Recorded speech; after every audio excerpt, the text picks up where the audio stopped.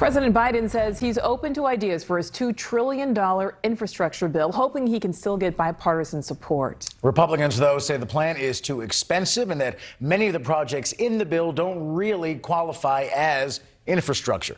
Meantime, though, the White House on a media blitz these days, trying hard to build more public support for the bill, which is polling well.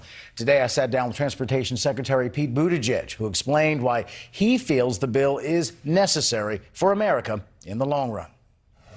As Transportation Secretary, obviously this is a massive infrastructure plan, but in your neck of the woods, in terms of the federal government, what parts of this plan do you think are most critical from your vantage point? Well, let me start with the basics, the roads, the bridges. This might not be sexy, but we've got to act. Our department estimates about $1 trillion backlog just in repairing what we've already got in our transportation infrastructure. And this plan will modernize or repair 20,000 miles of roads and highways, 10,000 of the smaller bridges around the country, as well as major overhauls of the 10 most economically significant bridges in rough shape. And we need to act across those elements of surface transportation infrastructure, roads and bridges, ports and airports, transit and trains, because the truth is Americans no longer have the best transportation infrastructure in the world. Matter of fact, right now we're ranked 13th. If we don't change that, we're going to be left behind. And you obviously know there's Republican criticism of the bill, that it includes things that they don't personally consider to be real infrastructure, home care, electric cars, broadband. They describe this more as a liberal wish list. What's your response to that? I think a lot of that's just politics. You know, a year ago, these same Republicans were often pointing to things like broadband as an important part of infrastructure, and rightly so.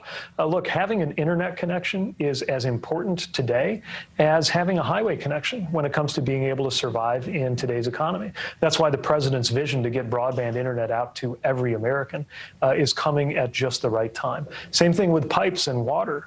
If you don't think that's important, try living without it. Look, we've got lead pipes in this country that put children in danger.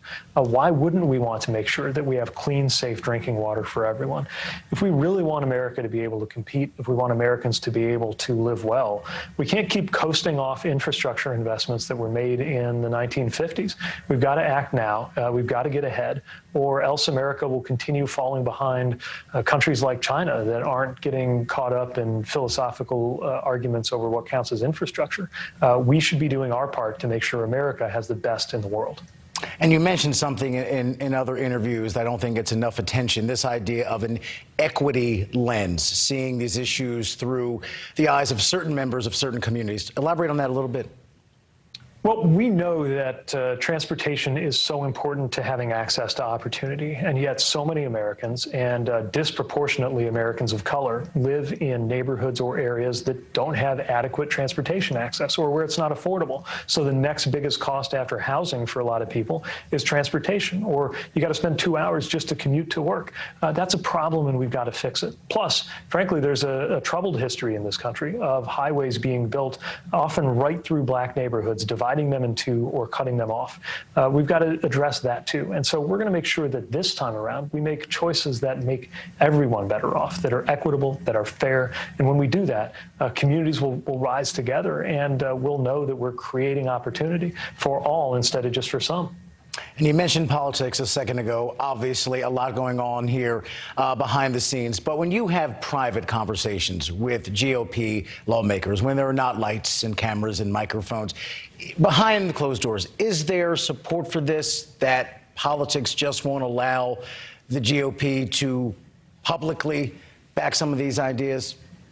I think there can be. I'm talking to a lot of Republican and Democratic legislators in the House and in the Senate because the president has asked us to. It's important to him to have a lot of bipartisan outreach. And as I do that, I'm finding a lot of enthusiasm for things like broadband infrastructure, and certainly things like fixing our roads and bridges and airports. Of course, there are going to be differences of opinion about exactly how to do it, exactly how to pay for it.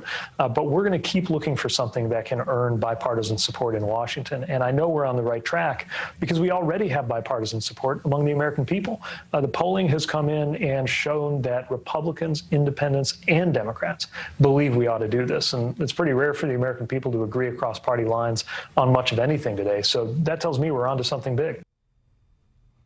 And we'll have more of that interview coming up in our next hour of Prime.